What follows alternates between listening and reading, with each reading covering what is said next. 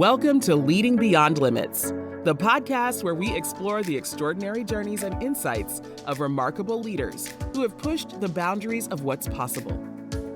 Your host, Angel Radcliffe, who is a digital transformation leader, author, speaker, and financial educator, will lead each episode and dive deep into the stories, strategies, and philosophies that have empowered these exceptional individuals to lead, inspire, and achieve beyond the ordinary.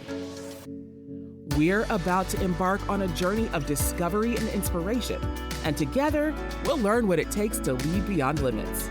So grab your cape, or at least your favorite coffee mug, because we're about to unravel the extraordinary tales of trailblazers who've turned impossible into I'm possible. Let's get started. Everyone agreed in the meeting. Dissent showed up later. Wow. Such a short sentence. Just, what, 8 words? 8 words. But man, does it carry a massive amount of weight. It really, really does. And, it's good to be back in the studio. Today, we're settling in for something a little bit different. We aren't looking at a huge stack of research papers or some new scientific breakthrough. Instead, we're really focusing on a single sharp moment in time. This is a leadership micro-scenario from the Leading Beyond Limits series. Specifically, this is part of their 52 weeks of high-stakes decisions. And the goal here is really interesting. It's all about refining what they call the decision-maker's edge. Right. And before we really get into the weeds, I do have to give a sincere thank you to Angel for, letting us cover this deep dive again for the podcast on these micro scenarios. We always get so much value out of digging into them. Oh, absolutely. They seem so simple on the surface, but then you start to peel them back, and there's so much there. It's a real privilege to explore these. And, thanking Angel is appropriate because this specific scenario, well, it's not comfortable. Yeah. It's actually designed to make you squirm a little. Oh, 100%. When I read that line, everyone agreed in the meeting. Dissent showed up later. I physically felt that. Mm-hmm. It's the classic meeting after the meeting, isn't it? You walk out of the conference room, the door clicks shut, and suddenly the real opinions start flying. In the hallway or on Slack or wherever. Exactly. And that's the tension we're exploring today. But I want to be really clear about our mission for this deep dive. Okay. We're not here to give you a, 5-step plan to stop hallway gossip. Right. We're not doing tactics today. No, install a suggestion box advice. That's too easy. And frankly, it doesn't even work. No. We're exploring the emotional and the psychological architecture of that moment. I like that. The architecture of the moment. Why does it happen? What does it cost us? And maybe most importantly, what does it demand of a leader to stop it from becoming, well, the norm? So let's unpack this. The scenario starts with agreement. Everyone agreed in the meeting. Now, I want to push on that a little bit. Go for it. On the surface, that sounds like a win, doesn't it? If I'm running a meeting, I've got a tight schedule, and everyone just nods and says yes. Isn't that efficiency? It feels like efficiency, for sure. Who doesn't love a meeting that ends on time? It feels like a win because we're all conditioned to think that alignment looks like nodding heads. The scenario points out something crucial here, though. Which is? It suggests that seeking consensus often feels like being a good team player. We're taught from kindergarten that getting along means agreeing. Sure, nobody wants to be the difficult one in the room. Exactly. But the scenario hits us with a reality check. Like right away, it says this kind of quick consensus is often where bold ideas go to die. Oof, that's a heavy statement. It is. If you prioritize the feeling of being a good team player over the rigor of the decision, you're not actually collaborating. You're colluding. Colluding to keep things comfortable. Colluding to avoid the messiness of truth. Think about it. If everyone agrees immediately, have you actually stress tested the idea? Probably not. Or have you just found the lowest common denominator that no one finds objectionable? The scenario frames these moments as gray area moments. Gray area. Okay, so ambiguity. Right. These aren't black and white math problems. There's no textbook solution. If the answer was obvious, you wouldn't need a meeting. You'd just need a calculator. True. When you're in a gray area, universal agreement usually means people are holding something back. It means they're hiding. Okay, so if we know that, as leaders, we know that bold ideas die in consensus, and we know real problems are gray, Right. Why do we do it? Yeah. Why do smart, highly paid professionals sit there and nod when they actually have doubts? Is it Is it just laziness? I don't think it's laziness. I think it's almost biology. Yeah. And this brings us to that idea of safety versus discomfort. The scenario suggests that the silence in the room isn't usually because people lack information. It's not that they can't disagree. It's that they don't want the spotlight that comes with it. So it's a risk calculation. It's a survival calculation. I mean, human beings are social animals, right? In the wild, if you separate yourself from the herd, you get eaten. And in a corporate boardroom. If you separate yourself from the consensus, you get isolated. It's a profound discomfort with risk, with accountability, and with visibility. Let's dig into that discomfort, because it's not just some abstract fear, it's specific. Very specific. If I agree with the group and the project fails, we failed, the team failed, we can all just shrug and say, well, we tried. Exactly. There's so much safety in that collective failure. Yeah. But if I dissent, if I stand up and say, hang on, I don't think this will work, and then I'm overruled, I'm suddenly very, very visible. You're out on an island. You are. Yeah. And what if you're wrong? It's all on you. And that is scary. Yeah. The scenario uses this very specific phrase that I love. What is it? Standing in the gap when your gut says yes and the room says maybe. That's the decision maker's edge right there. That's specific tension. It is. Because it's so much easier to just go with the flow. But, okay, let's talk about the later part. Dissent showing up later. Why later? Why is the hallway safer than the conference table? Because later has zero stakes. Later is the shadows. When you dissent in the hallway after the meeting, or, you text your work friend rolling your eyes. Yeah, we've all done that. You get the emotional release of voicing your opinion without the professional risk of challenging the consensus in the moment. It feels like venting, though. People need to vent, right? It feels like venting, but in the context of leadership, it's really a defense mechanism. It allows you to rewrite history in your head. You can say to your colleague, I knew that was a bad idea. But you didn't put your neck on the line to stop it. You didn't. Oof. That hits hard. It's like stealing the valor of being right without paying the price of being a leader. That is a brilliant way to put it. Stealing the valor. It's just a delay, a hesitation caused by the pressure of the moment. It is so much safer to disagree in the dark than to be the lone voice of conviction in the light. And that gets us to the core of what this whole scenario is about. It's not about meeting management. No, it's about self-trust. Well, let's pivot to that, because the scenario has this definition of leadership I think we really need to highlight. It says, leadership isn't a title you're given, it's the way you decide. I love that definition. It just strips away all the hierarchy. It doesn't matter if you're the CEO or a team lead. Leadership is an act, not a position. And the scenario states that the whole goal of these exercises is to bridge the gap between knowing and doing. That is the gap. That's where the battle is fought. I mean, most leaders know they should invite conflict. Of course. If you ask any manager, should you encourage diverse opinions, they will all say, yes, absolutely. It's management 101. But doing it is different. Doing it when the clock is ticking, the budget's tight, and everyone just wants to go to lunch. That requires real conviction. But hold on. Let me play devil's advocate again here. Please. Sometimes you don't speak up because you aren't sure. You have a feeling, but you don't have the data to back it up. Isn't it irresponsible to slow down a whole meeting just on a hunch? We're always taught to be data-driven. That is the trap of the modern workplace, isn't it? Yeah.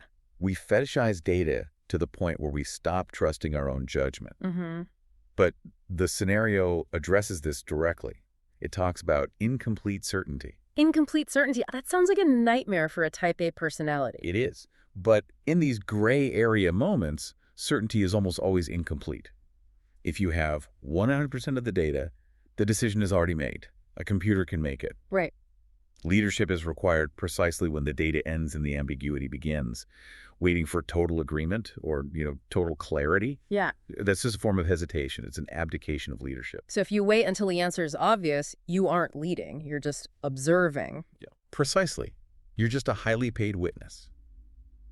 The scenario talks about judgment, presence, and self-trust. Moving forward responsibly often means proceeding without the comfort of universal validation. You have to trust your gut. Enough to disrupt the harmony of the room. And that's that courage of dissenting leadership the scenario mentions. And think about the weight of that responsibility.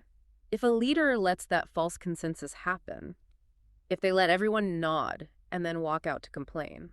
They're avoiding the high-stakes nature of the decision. They're just smoothing over the cracks instead of fixing the foundation.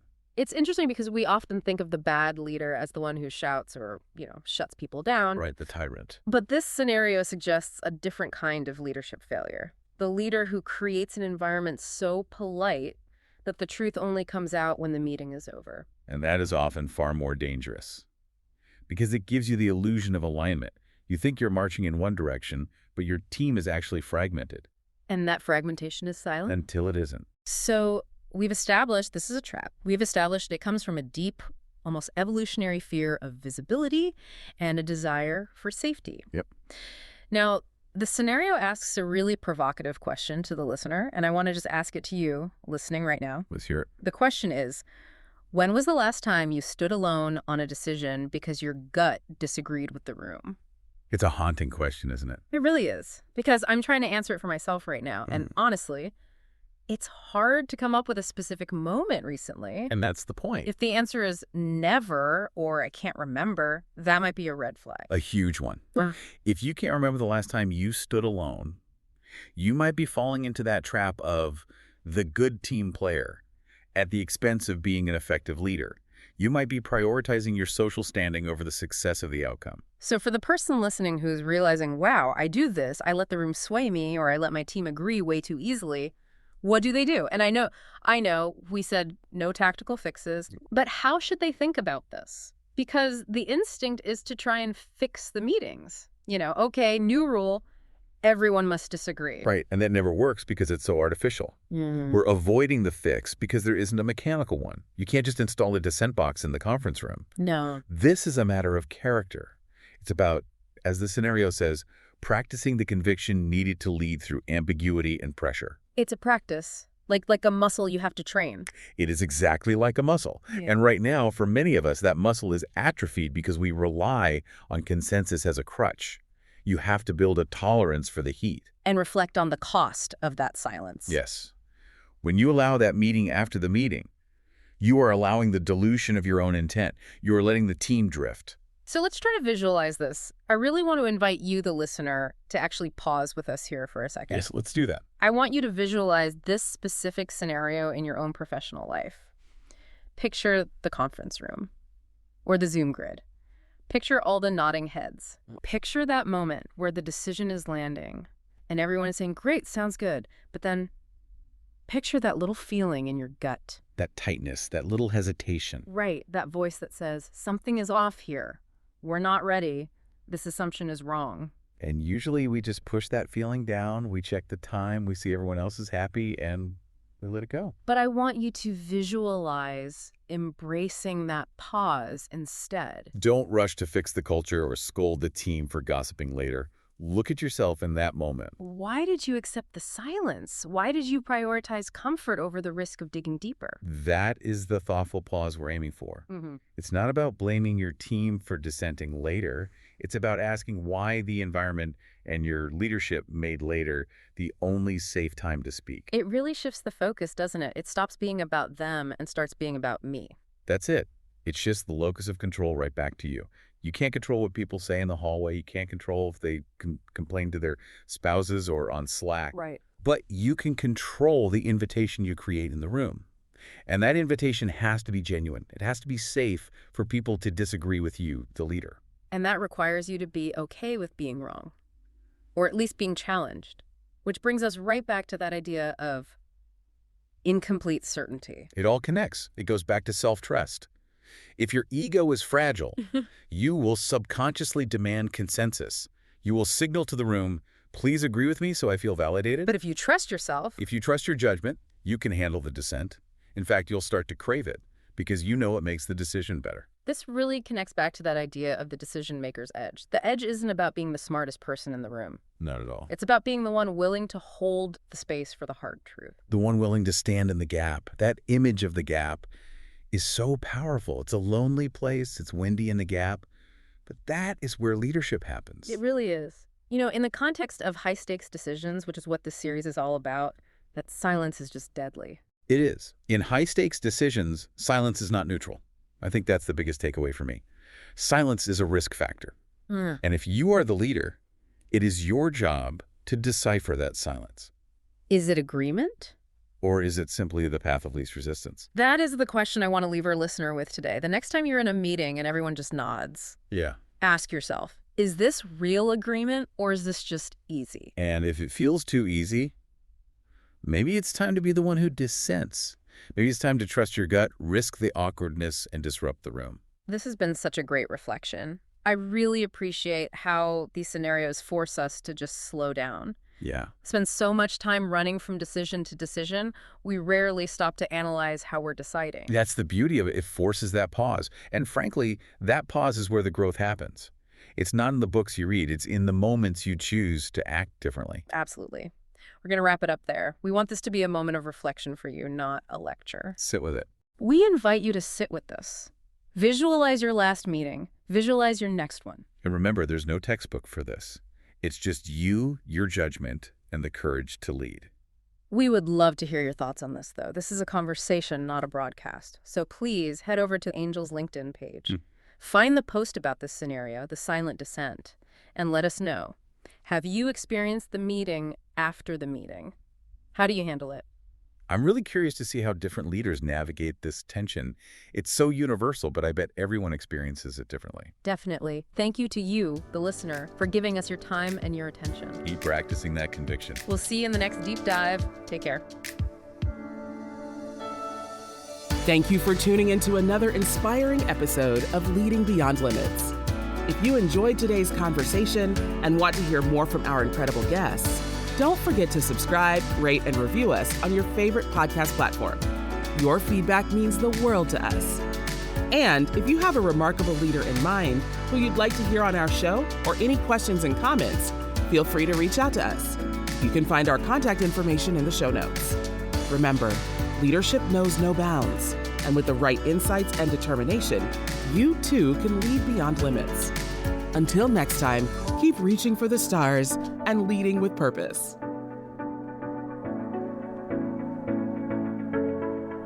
Marketing is hard. But I'll tell you a little secret. It doesn't have to be. Let me point something out. You're listening to a podcast right now, and it's great. You love the host. You seek it out and download it. You listen to it while driving, working out, cooking, even going to the bathroom. Podcasts are a pretty close companion. And this is a podcast ad. Did I get your attention? You can reach great listeners like yourself with podcast advertising from Libsyn Ads. Choose from hundreds of top podcasts offering host endorsements, or run a pre-produced ad like this one across thousands of shows to reach your target audience and their favorite podcasts with Libsyn Ads. Go to libsynads.com, that's Libsyn, ads.com today.